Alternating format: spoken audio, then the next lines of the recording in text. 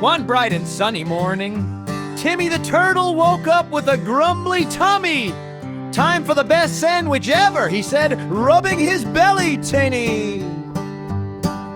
He put on his tiny red apron, grabbed a loaf of bread, and started to build his masterpiece.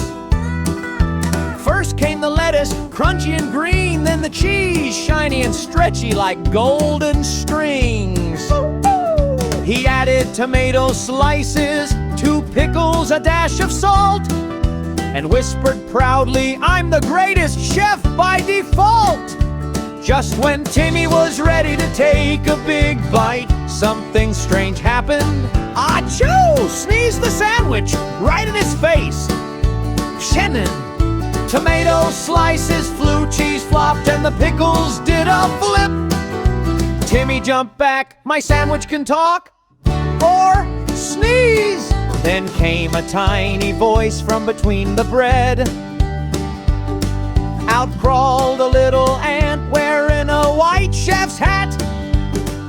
"Bonjour, monsieur," the ant said brightly, "I'm Chef Antonio, your sandwich's secret flavor artist." Timmy's eyes went wide. "You made my sandwich sneeze," the ant nodded. "Oops, I added pepper for spice, but it made the sandwich's nose twitch twice." Before Timmy could reply, the sandwich began to wiggle. Its lettuce danced like ribbons, the cheese stretched like noodles, and the bread started to bounce like a trampoline. "Whoa, stop! You'll fall off the plate!" Hide! But the sandwich didn't listen. It was having the time of its life. Then came more silliness. The pickles started playing the spoon like a guitar. The tomato slices spun like disco dancers. And the cheese shouted, "Let's boogie!" while wiggling across the table. Even Timmy joined in, doing the turtle twist. Just then, the sandwich hiccuped again.